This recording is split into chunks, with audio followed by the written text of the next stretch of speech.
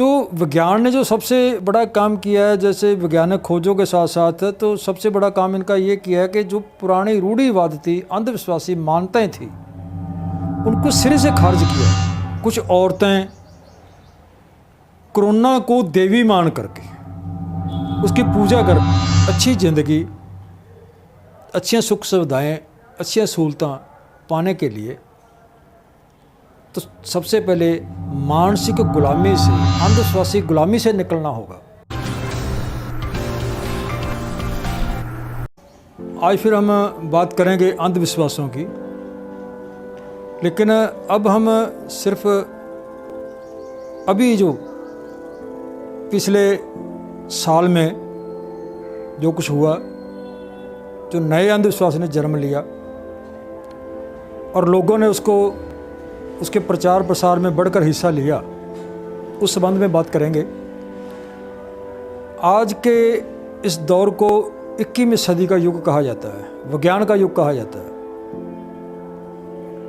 और ये विज्ञान का युग है। आज विज्ञान शिखर की ओर बढ़ रहा है, हर रोज़ नई खोजें हो रही हैं, और जब से ये विज्ञान शुरू हुआ है तो विज्ञान ने जो सबसे बड़ा काम किया है, जैसे वैज्ञानिक खोजों के साथ साथ, तो सबसे बड़ा काम इनका ये किया है कि जो पुरानी रूढ़िवाद थी, अंधविश्वासी मान्यताएं थी, उनको सिरे से खारिज किया और विद प्रूफ्स को खारिज किया। और आज जो विज्ञान जैसे जैसे बढ़ रहा है, तो वैसे वैसे लोगों की चेतना जो है उसको विकसित होने की बजाय और ज़्यादा अंधविश्वासी होती जा रही है।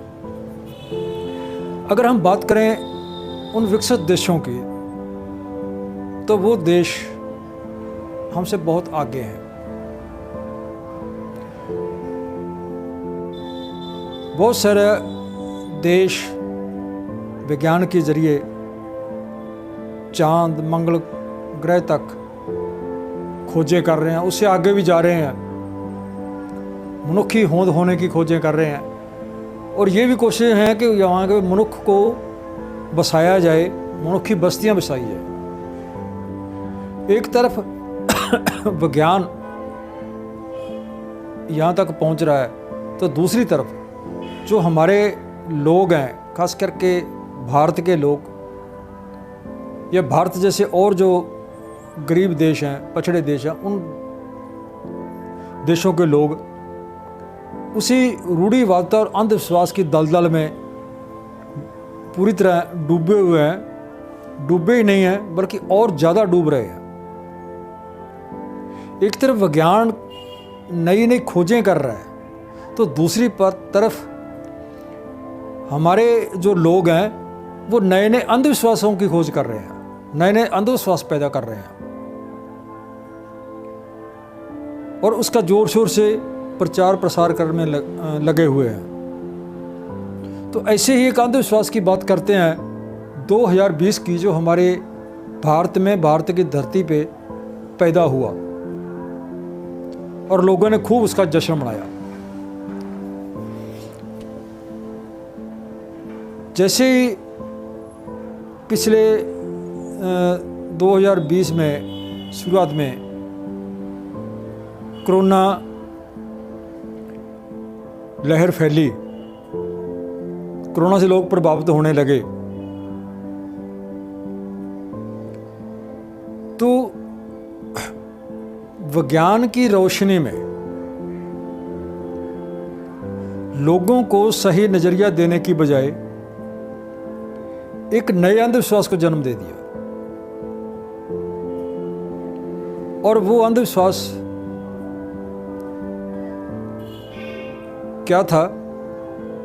जहां एक तरफ दूसरे देश विज्ञान की रोशनी में, ज्ञान की रोशनी में इस कोरोना बीमारी से या कह लो महामारी से जूझने का, लड़ने के तरीके ढूंढ रहे थे, उसके बदल ढूंढ रहे थे। लेकिन हमारे देश में एक और ही प्रकार की खोज जो खोज ही कह सकते हैं हम इसको, अंधविश्वासी खोज प्रचलित हो रही थी। तो जैसे ये कोरोना बीमारी फैली तो सबसे पहले लोगों से तालियां बजवाई गई। कोरोना भगाने के लिए, कोरोना बीमारी को भगाने के लिए, महामारी को भगाने के लिए तालियां बजाई गई। तालियां बजाओ, तो लोगों ने तालियां बजाई। थालियां खड़काओ, लोगों ने सड़कों पे आके थालियां खड़काई। दीवे मोमबत्तियां जलाए गए। तो वो सब लोगों ने किया। अब बड़ी हैरानी की बात है और बड़े दुख की बात है कि ये सब करने वाले आम लोग की बातों तो छोड़ो, वो लोग भी इसमें पूरे जोशो खरोश से शामिल थे जो अपने आप को आधुनिक एडवांस कहते हैं। और वो लोग सड़कों में ढोल बाजों के साथ ऊंची ऊंची इंग्लिश में चीख चीख के चिल्ला रहे थे, गो कोरोना गो, गो कोरोना गो। तो उन लोगों को देखकर हंसी भी आती थी, दुख भी होता था और गुस्सा भी आता था कि ये पढ़े लिखे लोग इतनी भी समझ नहीं है इन लोगों को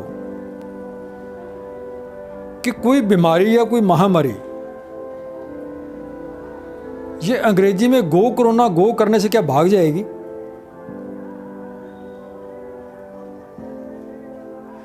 लेकिन इसमें एक बात साफ जाहिर होती है कि हमारे लोग कितने भी पढ़ लिख गए, कितने मॉडर्न हो गए, लेकिन जो अंधविश्वास का, रूढ़िवादिता का सदियों पुराना जो कीड़ा है उनके दिमाग से मरा नहीं है। तो ये भी एक सोशल मीडिया के जरिए देखने को मिला कि कुछ इलाकों में कुछ औरतें, और ये भी मालूम पड़ा कि कोरोना का मंदिर भी बनाया गया। अब इससे ज़्यादा और पछड़ापन क्या हो सकता है हमारे लोगों का कि एक बीमारी या महामारी जो लोगों को मार रही है, लोगों की जान ले रही है, तो उसको एक देवी का रूप बना करके लोग पूज रहे हैं, उसकी पूजा कर रहे हैं, उसका धार्मिक स्थल बना रहे हैं। बात यही नहीं रुकती। उसी दौरान हमारे देश में इसे और भी एक चीज प्रचारी गई कि आप गौमूत्र पियो, गऊ के गोबर से स्नान करो, आपको कोरोना नहीं होगा। तो ऐसा भी लोगों ने किया, ये भी देखने को मिला। और बहुत जगह तो कुछ लोगों ने बाकायदा शबील ही लगा दी लोगों को ये गौमूत्र पिलाने की कि इससे आपको कोरोना नहीं होगा। तो उसमें एक और भी देखने को मिला वीडियो में कि जो लोग ये गौमूत्र पिला रहे थे कोरोना के समय में, तो जब उन लोगों को कहा गया कि आप इसका उपयोग करें, तो उन लोगों ने मना कर दिया, उसका उपयोग नहीं किया, लेकिन लोगों को करवाया जा रहा था। तो इसका मतलब क्या हुआ कि जब अब पढ़े लिखे का जो मतलब है, हम ये समझना चाहिए कि कोई बीमारी, कोई महामारी, उसका जो इलाज है, उसका इलाज वैक्सीन है, उसका इलाज दवाएं हैं, इंजेक्शन है, गोलियां हैं। लेकिन हमारे देश में एक तरफ कोरोना बीमारी को, महामारी को तालियां थालियां बजा करके भगाया जा रहा है, एक तरफ उसका इलाज जो है गौमूत्र या गोबर से कराया जा रहा है, और वो लोग सब कुछ कर रहे हैं। कोई सवाल नहीं उठा रहा। क्यों नहीं उठा रहा? क्योंकि लोगों की मानसिकता को इस कदर अंधविश्वासी बना दिया गया है कि लोग कुछ भी सोचने समझने के समर्थ नहीं है। एक किसी विद्वान ने बहुत खूबसूरत अल्फाज कहे हैं कि मनुष्य अगर जंजीरों में जकड़ा है तो उसको गुलाम मत समझो, क्योंकि वो जंजीरें कभी भी तोड़ के आजाद हो सकता है। लेकिन जो मनुष्य मानसिक सोच की जंजीरों में जकड़ा है वो गुलाम है, और उसके आजाद होने की संभावनाएं नामात्र हैं। और ये उस विद्वान का ये कथन सत्य है। हम देख रहे हैं सदियों से, जब दुनिया इतनी आगे बढ़ रही है तो हमारे देश में नए नए अंधविश्वास जन्म ले रहे हैं, नए नए अंधविश्वास प्रचलित हो रहे हैं, और लोग बिना कुछ सोचे बेचारे उसके पीछे भीड़ बना करके चल रहे हैं। कोई सवाल नहीं कर रहा कि ये गौमूत्र पीने से, गौ गोबर के स्नान करने से, तालियां थालियां बजाने से, दिए जगाने से, मोमबत्तियां जगाने से, और ये बिजली के बल्ब बंद करके मोबाइलों की टॉर्च जगाने से इस बीमारी, इस महामारी का इलाज कैसे होगा, हल कैसे होगा? सवाल तो तभी करेंगे ना जब वो जागृत होंगे, उनकी सोचें वैज्ञानिक होगी। तो इसमें एक ये भी सच्चाई है कि लोगों की सोचों को वैज्ञानिक बनने ही नहीं दिया गया, और ना ही अब। तो सदियों से, जब से मनुष्य सभ्यता की ओर बढ़ा है, तो उसके साथ साथ ये अंधविश्वास भी शुरू हुए हैं, प्रचलित हुए हैं। तो उस समय में मनुष्य जो था उसकी ये मानता है कि उसकी उस समय की जो सोच थी वो इतनी विकसित नहीं थी। उस समय आग से वो मनुष्य डरता था, तो उसने आग को कोई देवता बनाकर पूजना शुरू कर दिया। तूफान से डरता था, उसने तूफान को कोई नाम देकर पूजना शुरू कर दिया। जो समुद्रों में, दरियाओं में जलजले आते थे, हड़ आते थे, उनसे भी उनको डरता था, उनकी समझ नहीं थी ये क्यों आते हैं, तो उसने उसको भी कोई देवता बना करके, कोई किसी किस्म का बना करके उसको पूजना शुरू कर दिया। लेकिन जैसे जैसे इन सब बातों के बारे में मनुष्य का पता चलता गया, तो मनुष्य जागृत होने के बजाय, मनुष्य की बात के साथ साथ में आपको बता दूं कि ये मनुष्य तो पूरी दुनिया में हैं, लेकिन बहुत सारे देशों में जो मनुष्य हैं वो जागृत हो गए हैं, वो इन बातों से निकल गए हैं। वो वैज्ञानिक की रोशनी में अपनी ज़िंदगी जी रहे हैं, और बहुत बढ़िया ज़िंदगी जी रहे हैं, तरक्की भी कर रहे हैं। लेकिन हमारे लोग जो हैं वो वही अंधविश्वासों में फंसे हुए हैं। विज्ञान को यूज़ तो करते हैं, लेकिन विज्ञान की समझ पैदा नहीं करते। तो इसमें पुरातन समय में, चाहे वो राजे महाराजाओं का राज था, जागीरदारों का राज था, चाहे उसके बाद लोकतंत्र का जो दुनिया में राज आया, या जो आज भी चल रहा है, तो एक बात हमें देखनी चाहिए, सोचनी चाहिए ध्यान से, कि लोगों को अंधविश्वास में फंसाए रखना वो पुरातन समय की भी ज़रूरत थी, आज भी उसकी ज़रूरत है। क्योंकि अगर लोग अंधविश्वासों की दलदल में फंसे रहेंगे, तभी जो स्थापित है, जो राज है, वो लंबे समय तक कायम रहेगा। इसीलिए लोगों को ज़्यादा से ज़्यादा अंधविश्वास में फंसा कर रखा जाता है, नए से नए अंधविश्वास फैलाए जाते हैं, और लोगों को उनके मगर लगाया जाता है, ताकि लोग असली बात को समझ ही ना सकें। तो अभी भी हमारे इस समय में जो हुआ वो भी यही था कि आज हमारे देश में अभी हम कल ही 75वीं आज़ादी मना के हटे हैं, आज़ादी दिवस मना के हटे हैं। पौनी सदी होगी इस देश को, जिसको कहते हैं आज़ाद हुए। 75 साल में यहाँ पे बहुत सारी तरह तरह की सरकारें रही, तो उन लोगों ने क्या किया उन तक देश के नागरिकों के लिए? क्या सेहत सेवाएं हमारे देश की आबादी के हिसाब से, हमारे देश के लोगों के हिसाब से यहाँ पे पूरी हैं? नहीं है।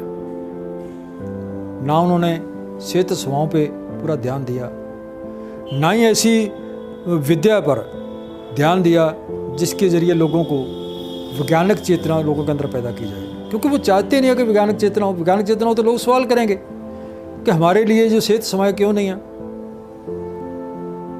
हमारे लिए जो विद्या का प्रबंध क्यों नहीं है, या और जो उनकी ज़रूरतें हैं, हमारे लिए रोजगार क्यों नहीं है। अगर लोग जागृत होंगे, अगर लोग सचेत होंगे, अगर लोग तर्क से बात करेंगे तो ये सवाल करेंगे स्थापति से। तो स्थापति कभी भी नहीं चाहती कि लोग सवाल करें। यही सब कुछ पिछले 75 साल से यहाँ हो रहा है, आज भी हो रहा है और ये पीछे भी होकर हटा है।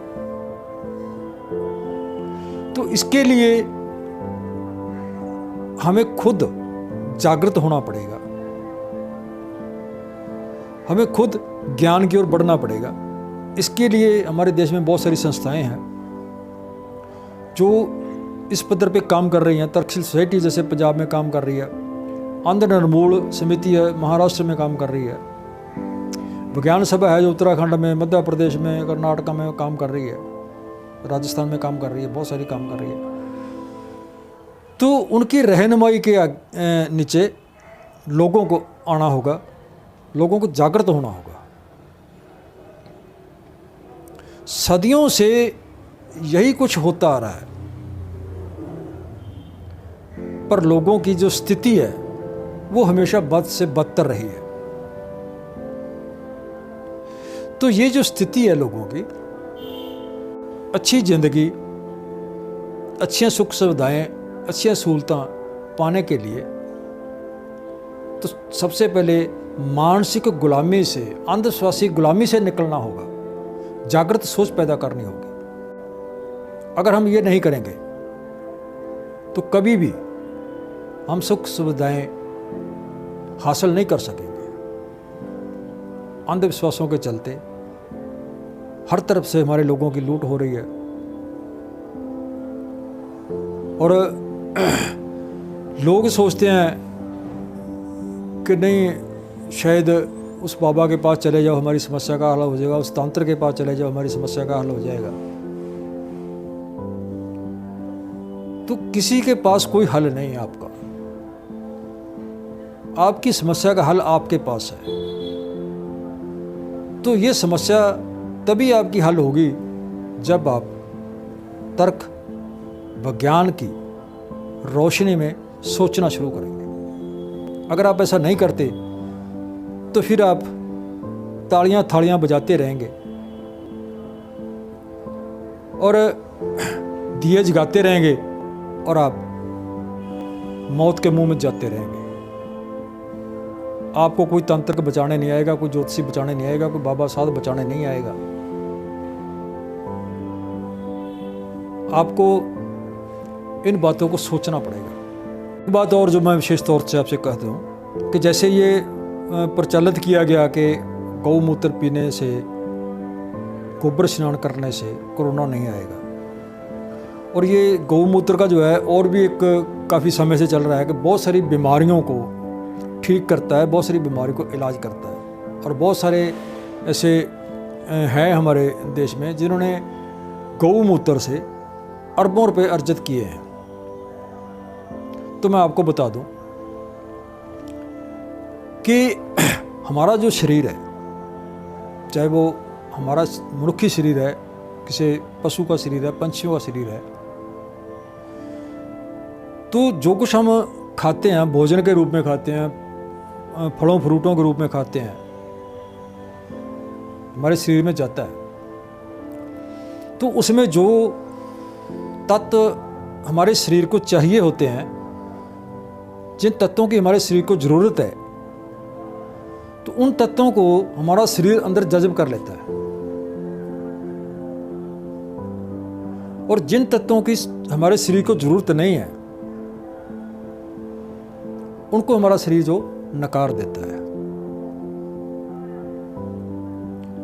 और जो नकारे हुए तत्व होते हैं शरीर को, जिसको शरीर एक्सेप्ट नहीं करता है, तो वो तत्व जो है मल मूत्र के जरिए हमारे शरीर से बाहर निकल जाते हैं। यही कुछ पशुओं के साथ भी है, पंछियों के साथ भी है, कीड़े मकोड़ों के साथ भी है, सभी के साथ ऐसा ही होता है कि जो कुछ भी वो खाते हैं और जो उनके शरीर को तत्व चाहिए होते हैं वो शरीर जज़ब कर लेता है, और जो तत्व उसको नहीं चाहिए होते, जिसको उसको शरीर नकार देता है, तो नकार के उसको मल मूत्र के जरिए बाहर निकाल देता है। अब जिस तत्व को शरीर ने नकार दिया और वो मल मूत्र के जरिए बाहर निकाल दिया, उसको रिजेक्ट कर दिया शरीर ने कि ये मुझे नहीं चाहिए,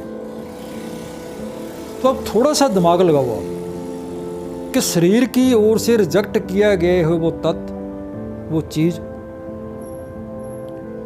दोबारा वो शरीर को देने से, वो पीने से या खाने से या उसको नहाने से शरीर की बीमारियां कैसे ठीक हो? कौन सा उसमें विटामिन है, कौन सा उसमें तत्व है जो हमारे शरीर को ठीक करेगा? हमारे शरीर ने तो उसको नकार दिया, नकार के उसको मल मूत्र की जगह निकाल दिया बाहर। जो शरीर ने रिजेक्ट कर दिया, बाहर निकाल दिया, उसको हम फिर शरीर के अंदर डालेंगे तो वो कैसे ठीक होगा?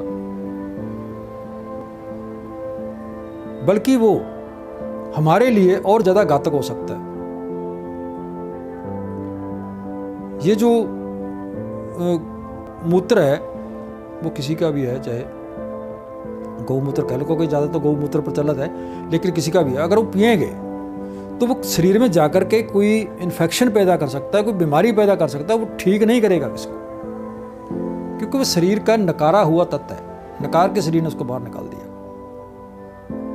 लेकिन इतनी समझ कितने लोगों में है, कितने लोग समझेंगे? मैं जानता हूँ कि मेरी इस बात को लोग शायद अभी भी नहीं मानेंगे, लेकिन ये सत्य है कि शरीर से नकारे हुए तत्व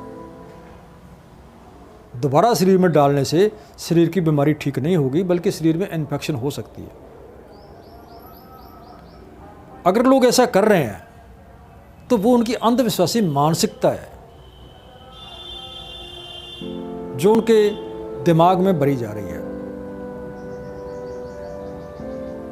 और जहाँ तक विज्ञान का सवाल है, तो विज्ञान का जो असली फ़ायदा है वो भी वो डोंगी लोग, वो चालाक लोग उठा रहे हैं। आम लोगों को तो ये भी मालूम नहीं है। अब हम देख रहे हैं ये मोबाइल है, हर किसी की जेब में है, और विज्ञान की एक ऐसी देन है ये, अगर इसको कह दें तो ये घड़े में समुंदर बंद किया हुआ है, इतना इसके अंदर जो है प्रोजेक्ट। लेकिन हम इसकी वरतों कैसे कर रहे हैं? किसी मैसेज को डाल देते हैं कि इसको 11 आदमियों को शेयर कीजिए तो आपको ये प्राप्ति होगी, अगर आपने शेयर नहीं किया तो आपका ये नुकसान होगा। तो हम उसके पीछे लग के तो 11 तो क्या, पता नहीं 1100 को भी शेयर कर देते हैं, और सारा दिन हमारी वो मानसिकता उसी अंधविश्वास में लगी रहती है। दूसरी तरफ वो लोग हैं, चालाक लोग हैं, जो इस विज्ञान का पूरा पूरा फायदा उठाते हैं, एडवर्टाइजमेंट करते हैं, प्रचार करते हैं अंधविश्वासों का। ये काले इल्म के माहर, ये ज्योतिषी, तांत्रिक बाबे कि हमारे पास आओ, अपना मोबाइल नंबर दे देते हैं नीचे, तो अब तो उन लोगों ने इस विज्ञान के जरिए इतने हासिल कर लिया है कि अब उनके पास भी जाने की ज़रूरत नहीं है। वो क्या कहते हैं, उनके फ़ोन करो, आपकी समस्या बताओ, वो आपको अपना अकाउंट नंबर देंगे कि भाई ऐसा कीजिए, आप इसमें 10,000 रुपया 20,000 रुपया इसमें डाल दीजिए, हम आपका उपाय करेंगे, आपकी समस्या हल हो जाएगी। आपका व्यापार नहीं चलता है, आपका काम नहीं चलता है, कोई मैरिज है, और ऐसी बहुत सारी समस्याएं हैं, सौतन से छुटकारा, विदेश यात्रा, तो ऐसे बहुत सारे टोटके जो उसके अंदर दिए होते हैं, उसकी स्लाइड में, उसकी ऐड में लोग फ़ोन करते हैं, बाबा जी अकाउंट नंबर देते हैं और लोग उसके अकाउंट में पैसे डाल देते हैं। अब कभी दिमाग लगाया कि आपकी जेब से 11,000 21,000 रुपये निकल के बाबे के अकाउंट में चला गया, आपके अकाउंट से निकल के बाबे के अकाउंट में चला गया, तो समस्या का हल बाबे का होगा या आपका? सोचा कभी आपने? कभी नहीं सोचा। और तब तक सोच भी नहीं सकोगे जब तक आप तर्क सोच नहीं अपनाओगे, वैज्ञानिक सोच नहीं अपनाओगे। तो इसके लिए जरूरत है वैज्ञानिक सोच अपनाने की, नहीं तो आपको इस तरह अंधविश्वास में हमेशा के लिए फंसा के रखा जाएगा। सदियां होगी यही कुछ चलते हुए, जब तक आप जागृत नहीं हो गए तो ये इसी तरह चलता रहेगा। अगर आप चाहते हो अच्छी ज़िंदगी जीनी, खुशहाल ज़िंदगी जीनी, तो आपको तर्क का रास्ता अपनाना होगा, विज्ञान का रास्ता अपनाना होगा। नहीं तो आपकी ये लूट इस तरह जारी रहेगी और आप इस तरह समस्याओं से जूझते रहेंगे। और आपकी समस्याओं का सबसे बड़ा कारण ही ये अंधविश्वास है, मुख्य कारण ही अंधविश्वास है। क्योंकि जो अंधविश्वास है वो आपकी सोच को विकसित नहीं होने देते। आपकी सोचने समझने की जो समर्था है उसको विकसित नहीं होने देते। तो आप सोच ही नहीं सकते कि हमारी समस्या क्या है, इसका हल क्या है। अगर आपको घर में कोई भी समस्या आती है तो आप क्या करते हो? आप किसी तंत्र के पास जाते हो, किसी बाबा के पास जाते हो, किसी ज्योतिषी के पास जाते हो, तो वो आपसे हजारों रुपए ऐंठ लेता है। लेकिन आपकी समस्या का हल फिर भी नहीं हो पाता। फिर आप उस बाबा को छोड़ते हो, किसी दूसरे बाबा के पास चले जाते हो। तो ये सिलसिला इस तरह चलता ही रहता है और चलता रहेगा तब तक जब तक आप खुद अपनी सोच को विकसित नहीं करोगे। हर बात को करने से पहले उसको जानना जरूरी है। क्यों, कहां, कब और कैसे, ये 4 शब्द आपको ध्यान में रखने होंगे। क्यों हुआ, कब हुआ, कहां हुआ, कैसे हुआ। जब आप ये सोचना शुरू कर दोगे तो आपको आपकी हर समस्या का हल मिल जाएगा। आपको फिर किसी दूसरे का सहारा लेना नहीं पड़ेगा, किसी तंत्र का, किसी बाबे का, किसी ज्योतिषी का, किसी और जगह सहारा नहीं लेना पड़ेगा। तो ज़रूरत है आपको अपनी सोच विकसित करने की। अगर आप इस तरह अंधविश्वासों में ही पड़े रहोगे तो ये जहालत भरी जिंदगी ही जी सकोगे, बढ़िया जिंदगी नहीं जी सकोगे। मॉडर्न कपड़े पहनने से, मॉडर्न कोठियां बनाने से, मॉडर्न भाषा में बात करने से आप मॉडर्न नहीं बन जाओगे। आप मॉडर्न तभी बनोगे जब आपकी सोच मॉडर्न होगी। तो आपकी सोच को विकसित करने के लिए आपको अच्छी किताबें पढ़नी पड़ेगी, तर्कवादी किताबें पढ़नी पड़ेगी। और जो भी आपके आले दुआले लोग हैं उनसे राब्ता कायम करना पड़ेगा, तभी जा कर के आप अपनी ज़िंदगी में आगे बढ़ पाओगे। और इसके लिए आखिर में मैं यही कहूँगा कि इन अंधविश्वासों से निकलने के लिए आपको तर्क का रास्ता अपनाना पड़ेगा, और आप तर्क का रास्ता अपनाओ तभी आप अंधविश्वासों से निकलोगे। और जब तक आप अंधविश्वासों में पड़े रहोगे तो आपकी किसी समस्या का कोई हल आपको नहीं मिलेगा। Contents related to rational thinking, subscribe our Tarkshil TV channel now. For instant updates of new videos, don't